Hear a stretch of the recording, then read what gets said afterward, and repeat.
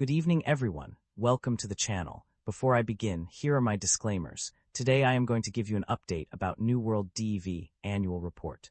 New World Development Company Limited offers a diverse range of businesses and services across various sectors.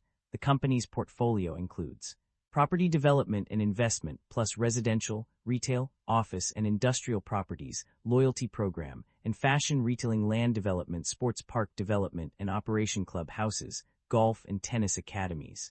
In shopping malls, SkyCity Complex Construction and Operation Department, store operations, information technology services, training courses, ticketing services, financial services, project management, retail sales, corporate sales management, consultancy, culture and recreation services, construction services, estate agency, supply chain management, property management, business and investment consultancy, accountancy services, hotel property ownership and operation. The company's extensive range of businesses and services reflects its commitment to diversification and expansion in various sectors.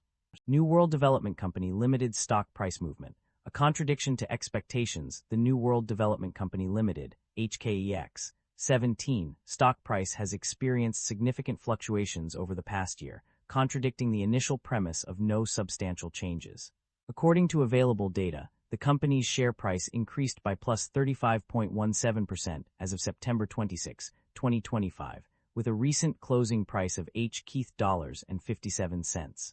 This substantial positive movement is further supported by a one-year trailing return of plus 27.99% as of September 15, 2025. The stock's 52-week range also indicates significant volatility, spanning from HK$4.01 to HK$10.86. Given this considerable increase in the company's stock value, it is not possible to pinpoint specific news or factors that caused no significant changes in the stock price. Instead, various market influences have contributed to the substantial appreciation of New World Development Company Limited's stock over the past year. The primary drivers of revenue growth or decline can be summarized into three main categories: changes in property development and sales, hotel operations, and rental income. Changes in property development and sales have a significant impact on revenue, with decreases in property development revenue contributing to declines in revenue, while increases in rental income from other sources drive growth. Hotel operations also play a crucial role, with increases in hotel operations revenue leading to growth, while decreases contribute to decline. Rental income is another key factor, with increases driving growth and decreases contributing to decline. These drivers are influenced by various factors such as changes in market conditions, lease agreements, and investment properties valuations.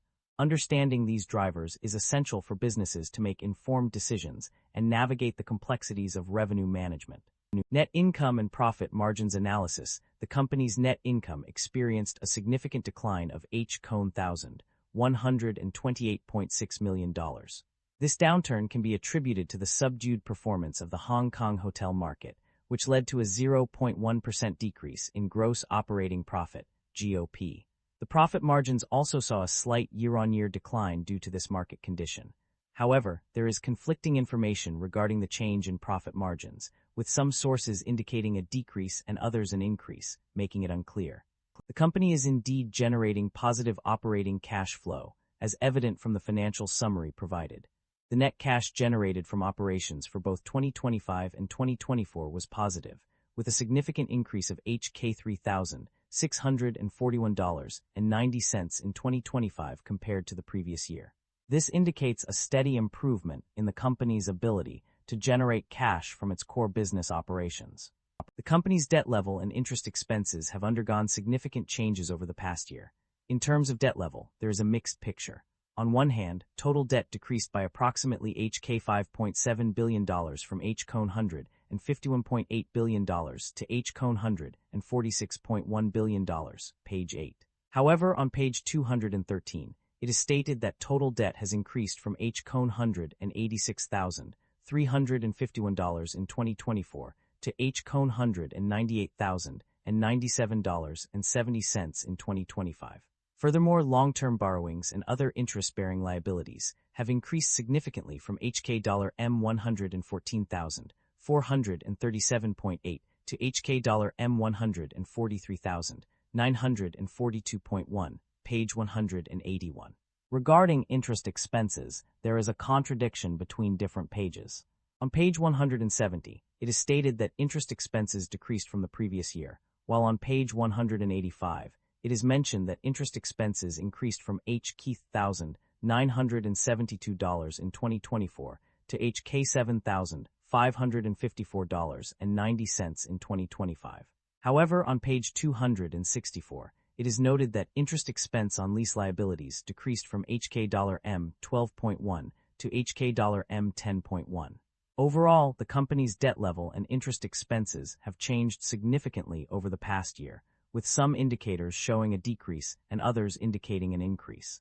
The company's performance varied across different segments and regions. In terms of hotel operations, the company performed well. However, property development in mainland China underperformed compared to Hong Kong. In contrast, property investment in mainland China was a strong performer, outshining other regions. Meanwhile, Hong Kong's property investment lagged behind, while its property development segment fared better than expected. Overall, the company's performance suggests that it excels in certain areas but struggles in others. Management is optimistic about the company's outlook, citing resilience and development potential in the consumer market. To capitalize on this trend, the company plans to create immersive experiences through exhibitions and community activities, while also diversifying its business portfolio with night economy, trendy lifestyles, and pet-friendly offerings. In terms of strategy, management emphasizes the importance of sustainability and ESG efforts, focusing on three pillars: future-fit places, organizational resilience, and enriched lives. The company aims to integrate sustainability into its core business to generate economic, environmental, and social value. Financially, the company expects to maintain capital expenditure below $12 billion for FY 2026 and will continue to exercise stringent measures regarding CapEx and operating expenses. Management also highlights the importance of robust risk management in achieving sustainable growth and development, adopting an enterprise risk management framework to embed risk management into business strategy and operations. The company has made several strategic moves through acquisitions and divestitures in recent years. Acquisitions include the purchase of two hotels, Guangzhou New World Hotel and Guangzhou Zhengcheng Tongpai Hotel, both opened in 2023. Additionally, the company acquired land and a project, as well as developed new businesses. These moves aim to expand the company's presence and offerings. On the other hand, the company has also divested certain assets, including those related to Victoria Dockside, and an assets disposal plan that includes property projects and investments. This strategic shedding of non-core assets is likely aimed at optimizing resources and focusing on key business areas.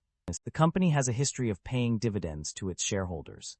In FY 2024, it paid an interim dividend per share of $0.20 and declared a final dividend for the year ended June 30, 2025. The total amount of dividends paid in 2024 was $5,259.70. However, there is no clear information on whether the company has bought back shares or not. Concerns about inventory buildup and supply chain disruption exist. There is evidence suggesting concerns about inventory buildup and potential supply chain disruptions. On page 60, it is mentioned that fluctuations in raw material costs may lead to inventory buildup due to increased costs, while climate conditions and policy changes could disrupt the supply chain. Additionally, pages 19 and 261 indicate concerns about inventory buildup, further emphasizing the need for attention to these issues. That concludes the financial summary for New World DEV. Feel free to comment below, and I will be happy to answer them when possible.